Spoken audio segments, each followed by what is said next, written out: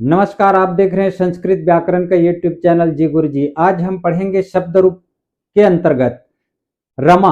रमा मतलब आकारांत स्त्रीलिंग है और इसके अंतर्गत आपके बालिका, लता, अजा, उमा, गीता, कविता, सीता, दुर्गा, छात्रा, बाला, सभा, विद्या आदि का शब्द रूप एक ही समान चलेगा। चाहे इसमें से आप एक शब्द रूप किसी का याद कर लीजिए, उसके बाद जो आकारांत जो शब्द है, आकारांत मतलब जैसे देखिए ये लता है, यहां पे इसका जब हम शब्द को तोड़ेंगे तो ल और ये त में हलंत धन यहां पर आ जाएगा, तो यह क्या हो गया? आकारांत। और चूंकि लता जो है स्त्रीलिंग है, इसलिए जो है स्त्रीलिंग शब्द हो गया। उसी प्रकार बाला है, बाला में भी यहां पर आ है तो आकारांत हो गया। बाला मतलब क्या होता है? बालिका ही होता है। तो यहां देखिए ये जितना मैं नीचे में लिखा हूं सब जो है आकारांत स्त्रीलिंग है। अब जैसे रमा है तो रमा का शब्द रूप कैसे चलेगा?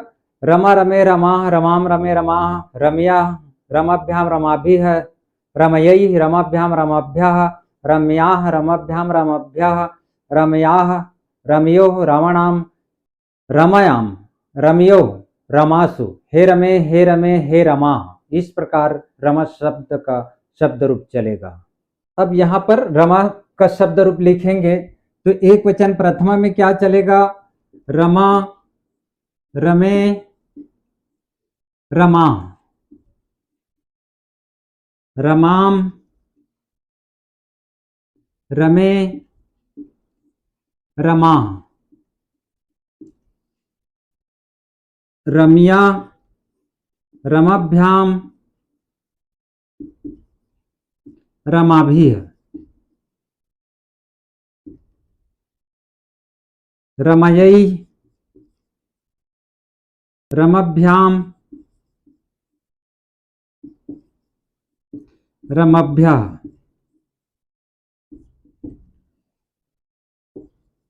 रम्याः रमाभ्याम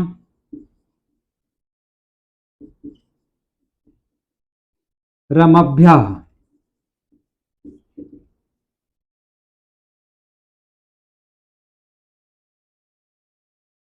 रम्याः रमयोः रमणाम, रमयाम रमयोः रमासु, हे रमे हे रमे हे रमा। इस प्रकार रमा का शब्द रूप बन गया। इसी प्रकार सीता का जैसे बनाएंगे तो सीता सीते सीता, सीताम सीते सीता, सीतिया सीताभ्याम सीताभिः, सीतयै सीताभ्याम सीताभ्यः, सीतयाः सीताभ्याम सीताभ्यः, सीतयाः सीतायोः सीतानाम, सीतायाम सीतायोः सीतासु, हे सीते हे सीताः। एक महत्वपूर्ण बातें आप लोगों को बता रहा हूं। आपके मन में एक विचार आया होगा कि जैसे तृतीया एक वचन में ज्यादातर क्या होता है? हरिणा, गुरुणा, रामेण, बालकेन, कविना। अब यहां पर देखिए यहां ना है बाण का ना, यहां भी ना है बाण का ना, यहां भी ना है, लेकिन यहां बालकेन में ना है नदी के ना, कविना में नदी के ना है। उसी प्रकार आप देखेंगे षष्ठी बहुवचन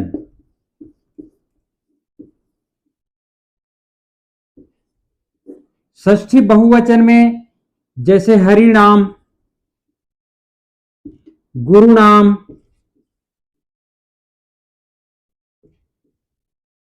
फिर है रामा नाम,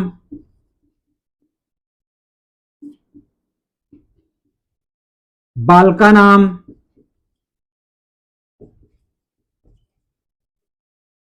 फिर है कवि नाम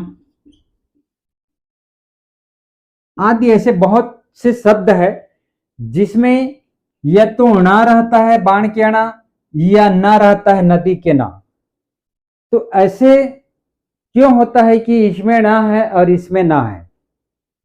उसी प्रकार तृतीया एक, ये ज्यादातर शब्द रूप में तृतीया एक वचन में और षष्ठी बहुवचन में ही आपको देखने के लिए मिलेगा।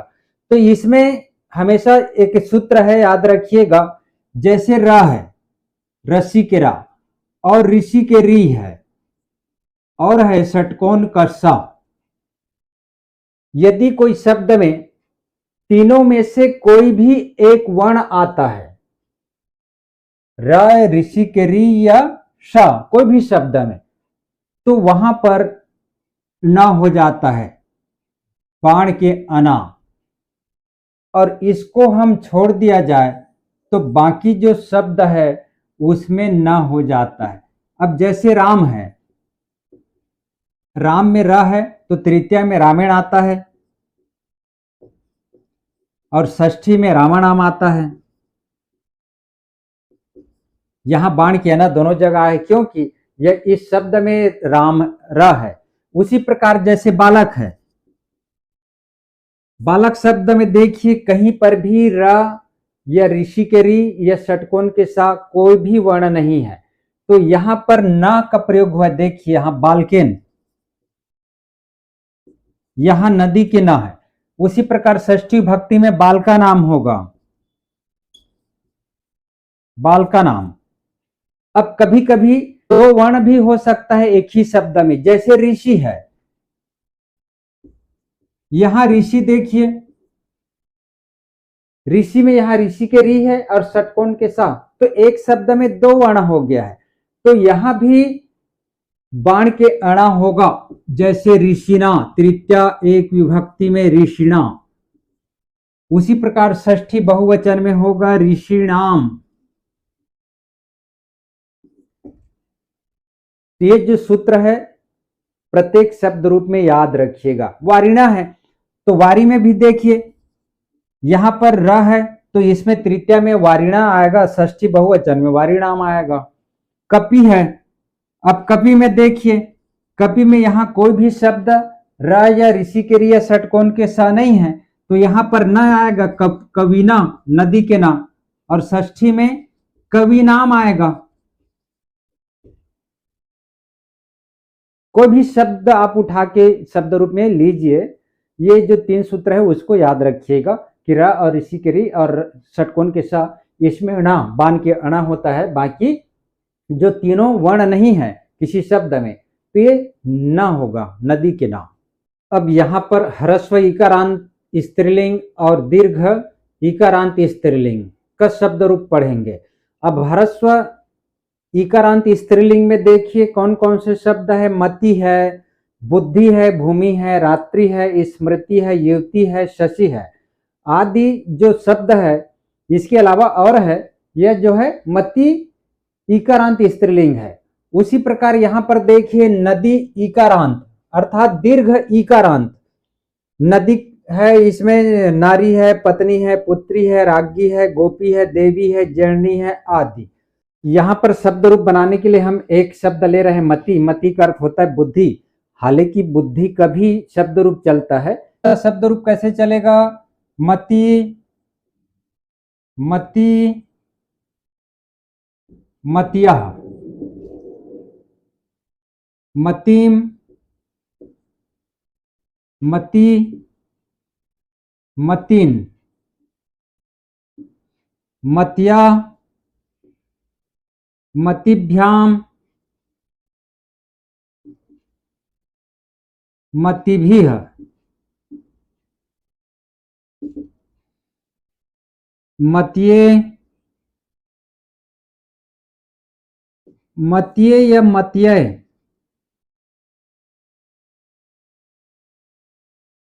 मतिभ्याम,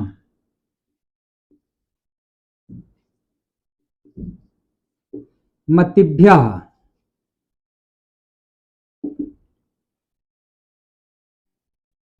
मतेः या मत्याः, मतिभ्याम, मतिभ्यः।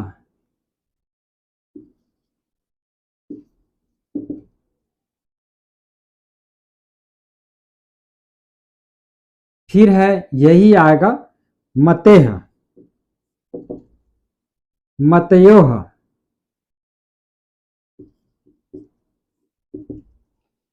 मतीनाम, मतीयाम, मतयोः,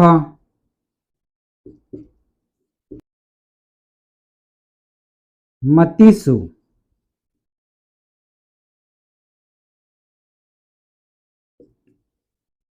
हे मते, हे मती, हे मतियः। इस प्रकार जो है इकारांत स्त्रीलिंग का शब्द रूप बन गया। अब हरि का है, समझिए उसी प्रकार से है, उसमें यहां पर क्या था, हरिणा था। अब इसमें ध्यान देने योग्य बात है कि द्विवचन प्रथमा एवं द्वितीय में एक ही समान है, मति मति। उसी प्रकार जो है यहां पर देखिए द्वितीय,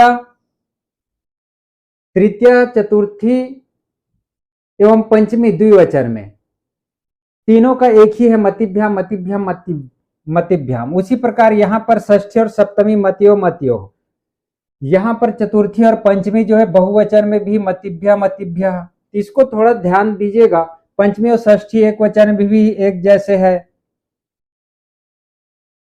अब हरि का है तो हरि हरि हरिया हरिम हरि हरिण, हरिणा हरिभ्याम हरि भी है, तो यहाँ पर मतिया के स्थान पर हरिणा था। हरिणा हरिभ्याम हरि भी है, हरिये हरिभ्याम हरिभ्य, हरे है यहाँ पर था तो यहाँ पर मते हो गया। उसी प्रकार यहाँ पर षष्ठी में भी हरे था और यहाँ पर जो है हरऊ था तो यहाँ मत्याम हो गया, और मत्यव भी होता है, इसको याद रखिएगा। अब देखिए यहां पर नदी इकारांत का क्या चलेगा, नदी, नद्यौ, नद्यः, नदीम, नद्यौ, नदी। अब फिर यहां पर नद्या आ जाएगा, नदीभ्याम,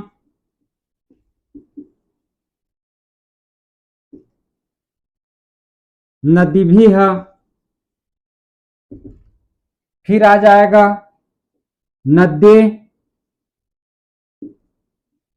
नदीभ्याम, नदीभ्यः, नद्याः, नदीभ्याम, नदीभ्यः। उसके बाद देखिए षष्ठी यही है, नद्योः, नदीनाम,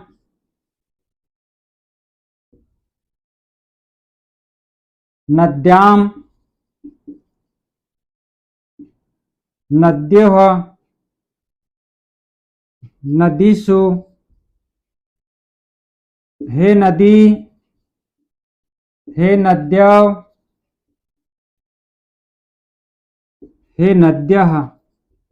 इस प्रकार नदी का शब्द रूप बन गया। अब नदी के अनुसार आप पत्नी, राज्ञी, गोपी, देवी आदि का भी शब्द रूप बना सकते हैं। यहाँ भी देखिए द्विवचन प्रथमा एवं द्वितीय में एक जैसे है, उसके बाद ये एक जैसे हो गया तृतीय चतुर्थी पंचमी द्विवचन में, फिर षष्ठी सप्तमी एक जैसे है, यहाँ पर पंचमी और षष्ठी एक वचन एक जैसे है। उसी प्रकार बहुवचन चतुर्थी और पंचमी एक जैसे है। इस प्रकार आपका मति और नदी दोनों जो है इकारांत, सॉरी ये जो है ह्रस्व इकारांत है और ये दीर्घ इकारांत है, क्योंकि यहाँ पर छोटी ई है त में और यहाँ द में बड़ी ई है, इसलिए ये इकारांत है।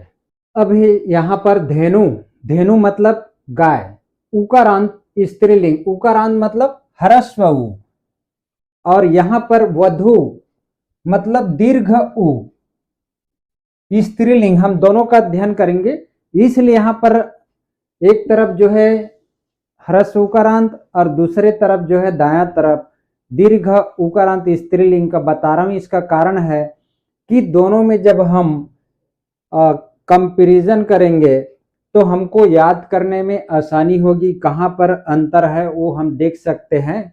अब देखिए शब्द रूप धेनुः, धेनु, धेन्वः, धेनुम, धेनु, धेनुः, धेन्वा, धेनुभ्याम, धेनुभिः, धेन्वे, धेनुभ्याम, धेनुभ्यः, धेनुः, धेनुभ्याम, धेनुभ्यः, धेन, धेन्वोः, धेनूनाम,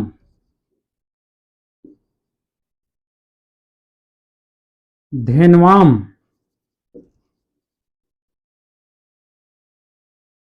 धेन्वोः, धेनुस्,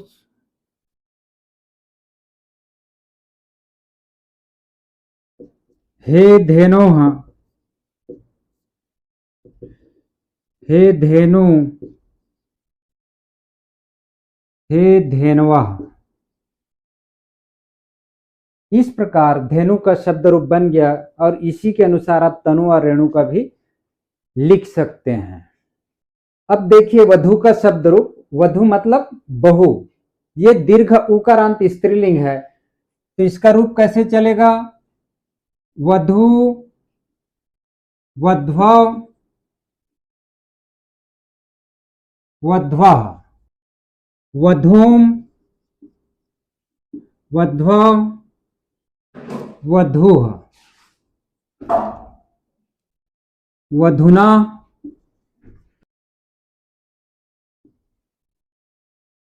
वधूभ्याम, वधूभिः,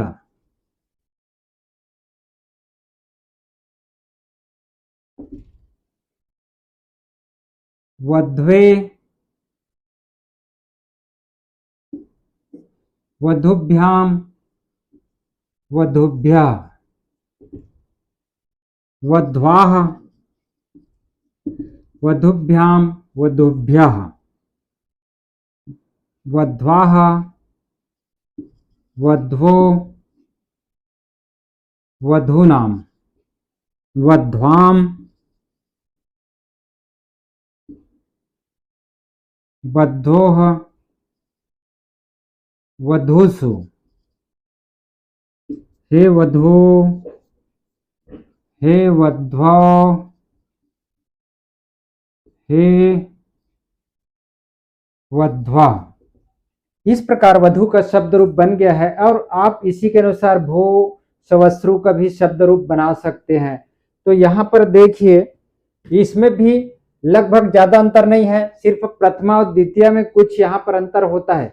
धेनु, धेनु, धेनवः, तो यहाँ पर वधु, वध्वा, वध्वः। धेनुम, धेनु, धेनु, तो यहाँ पर वधुम, वध्वा, वधु। फिर धेनवा हो गया और यहाँ पर वधुना हुआ है, तृतीय एक वचन में धेनु में धेनवा और यहाँ पर वधुना, बस इसी को याद रखेंगे। उसी प्रकार चतुर्थी एक वचन में धेनवे है तो यहाँ वध्वे है, यहाँ पंचमी धेनो है तो यहाँ वध्वा है। फिर है षष्ठी में धेनव है तो यहाँ वध्वाम है। इस प्रकार जो है थोड़ा थोड़ा अंतर है, इसको आप जब शब्द कर सकते हैं। वीडियो को लाइक, सब्सक्राइब एवं शेयर जरूर कीजिएगा। मिलते हैं आगामी वीडियो में। धन्यवाद।